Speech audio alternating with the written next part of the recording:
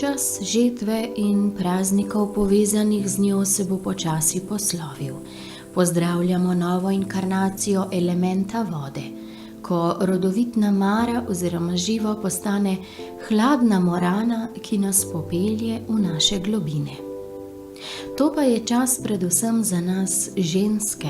Zunanja, tako imenovana moška opravila se končajo, pobiramo še zadnje poljščine, nato se začno dela predenja, tkanja in šivanja. To je čas povezovanja med nami in za nas. V sebi tkemo nove misli, ideje, šivamo nove projekte, prepustimo se ustvarjalnemu duhu. V tem času najdemo tudi mir, ki nam omogoča kvalitetnejše prečiščevanje preteklosti in snovanje nove prihodnosti.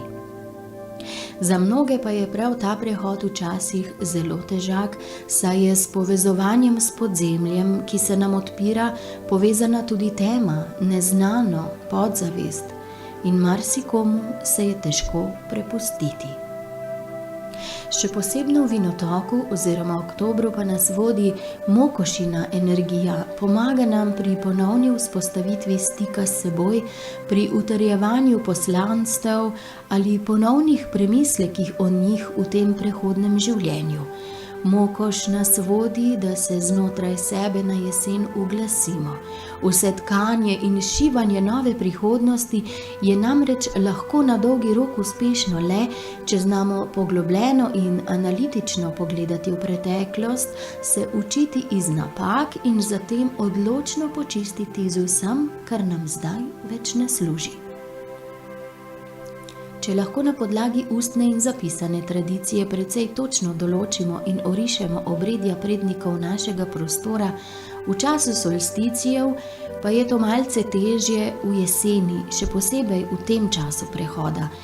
A ta čas od žetve, od prve žetve in vse do konca Vinotoka, oktobra, ko po starosvetnem verovanju duše umrlih pridejo tudi v to stranstvo in se svetovi pomešajo, zaznamuje več med sabo povezanih praznikov in običajev. Po vsesplošnem mitološkem prepričanju in na podlagi ustnih pripovedi in ljudskih pesmi našega prostora si razlagamo pogled duhovnega izročila tako, da boginja, ki je tudi zaščitnica zemeljskih voda, postane zaščitnica nebesnih voda in jih v času jeseni pošilja na zemljo, da se zemlja očisti in kasneje nabere novih moči. Prav tista boginja, ki se na pomlad zaroči s potentnim vojaškim bogom vegetacije in novim začetkom, sinom nebesnega upravitelja, se z njim poroči na poletni kres, kjer oba ob sveti poroki predstavljata ženski in moški aspekt na višku svojih moči.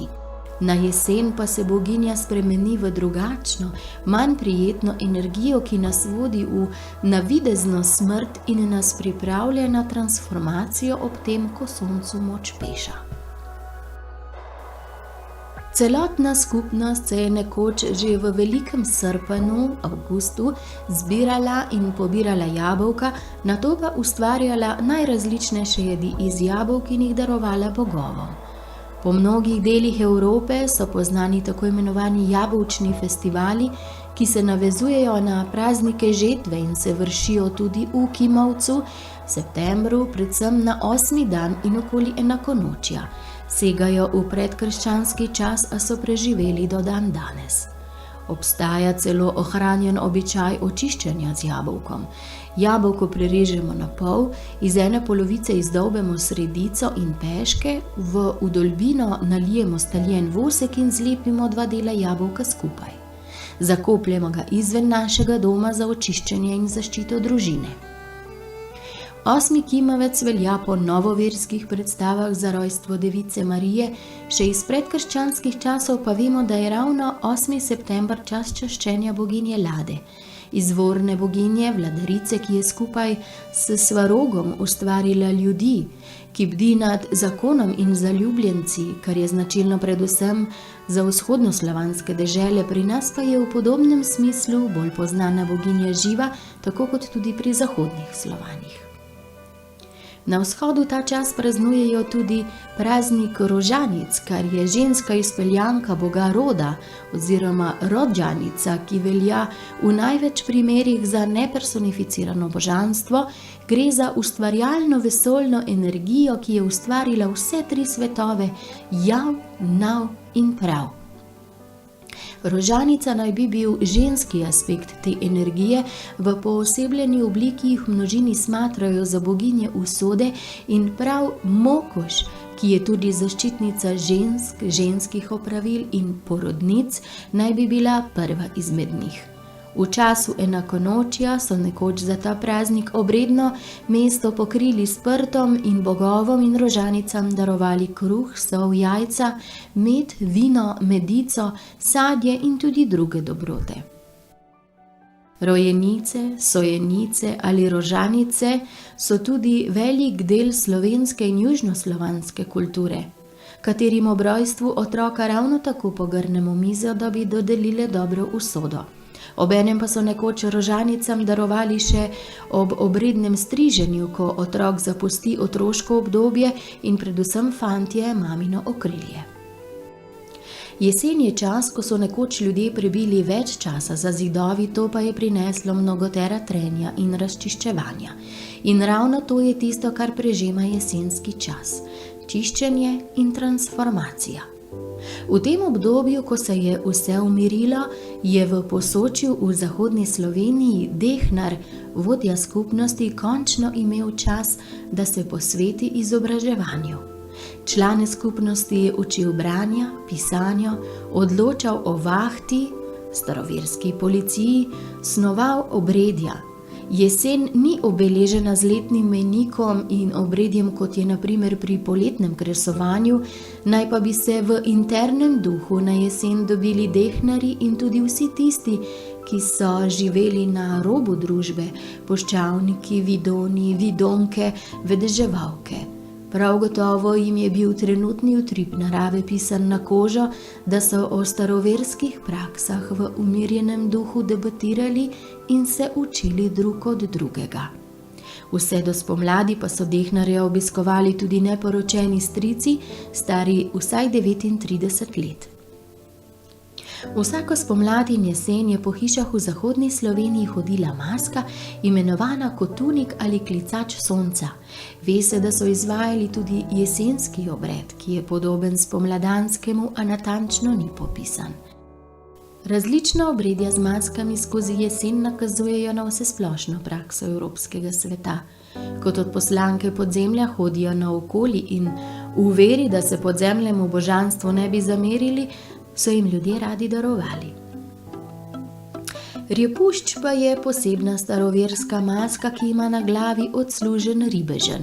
Prosil je za hrano, ko je hodil naokoli po vasi v času ribanja repe in grozil, da se bo na repo kar polulal, če mu ne bodo dali jesti.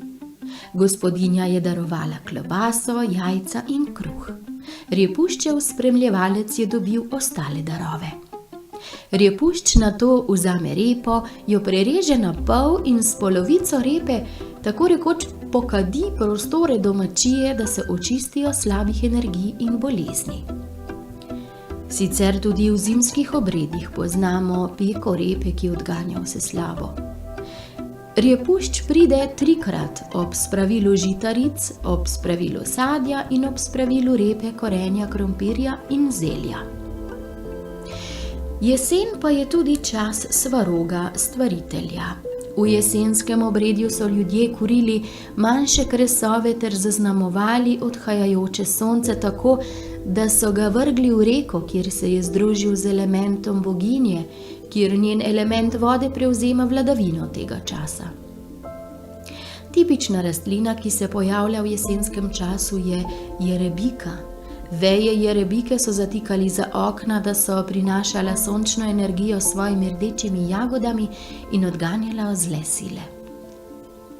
Ob jesenskem prazniku je obvezno tudi čiščenje hiše in kopanje. Ko gre nekdo od hiše, mora zakuriti odpadlo listje, da zaščiti družino vsega slabega. Kadila, ki so ju uporabljali v tem času, sta pelin in kopriva. Na našem krasu v okolici Divače pa sta v tem kontekstu prisotna Deva in Devač, ki izstopata kot imenitna lokalna posebnost naše starožitnosti. Nekateri menijo, da je tudi kraj Divača dobil ime ravno po lokalnem mitološkem izročilu. Pričevanja starih ljudi je zapisal Boris Čok in stara obredja so se tam ohranila še v 19. stoletje, a so jih delali na skrivaj. Na Krasu se je v Kimavcu na polno luno izvajal prav poseben obred. Starešina vasi, ki je opravljal tudi svečeniško delo, je odšel z dekleti svečenicami v jamo Triglavca. V tej jami je naravno svetišče. Na stropu nas pozdravljajo 3 glave, po katerih je jama dobila ime. V ospredju je skala s stropa, ki ponazarja moškega, Devača. Stal pa se dviga druga skala proti njemu, ki ima naravno oblikovano kotanico, kjer se nabira voda. Ta ponazarja maternico boginje Deve in prav tu se rojeva življenje. Triglavca je izvor življenjske energije. Preden so odšli v jamo, so dekleta namakala praprot v svetem izviru uročka. Praprot so imele za pasom, ko pa so skupaj s svečenikom prišli v jamo, so praprot razprostrle po spodnjem kamnu. Obredje je vključevalo tudi molitev: O Deva, daj da dobro bi rodila, da mora ji ne bi nič slabega storila, torej da bi bila zima mila. V vodo so položili različna žita, nato je Božeglav ob naslednji luni v mesecu Vinotoku, oktobru, prišel v jamo, kjer so v vodi pognali kalčki. Vzel jih je in jih raztresel po poljih, da bi zaščitil zemljo in bi bila naslednje leto zopet rodovitna. Poleg obredi za rodovitnost zemlje, pa je Triglavca služila tudi kot prostor priprošenj, kamor so se zatekale žene, ki so imele težave z zanositvijo. Nekatere slovanske dežele sredi oktobra zaznamujejo prihod oziroma najavljanje zime in prav ta čas, okoli 14. oktobra, so nekoč ženske prvič zakurile na domačem ognjišču in obredno pekle palačinke. Jesen je odličen čas za premislek, zakaj smo hvaležni. Več hvaležnosti prinaša več notranjega zadovoljstva in prav je, da več pozornosti namenjamo tistemu, kar imamo, ne pa tistemu, česar nimamo. Prav vsi, ne glede na naš status, pa imamo le 24 ur v dnevu in prav čas, ki vsem tiktaka enako, je največje darilo, ki ga damo sebi in ki ga poklonimo drugim. Poklonimo ga tistim, ki ga znajo ceniti. In nenazadnje, jesen nam daje možnost, da dodobra pretehtamo, kaj izpustiti iz svojega življenja, zato jesensko čiščenje predstavlja tudi čiščenje naše duše. Naj voda z boginjo Morano odnese skrbi, ki jih ne potrebujemo, žalost, ki nam krha zdravje, in nezadovoljstvo, ki nam jemlje radost. Naučimo se počivati, naučimo se poskrbeti zase.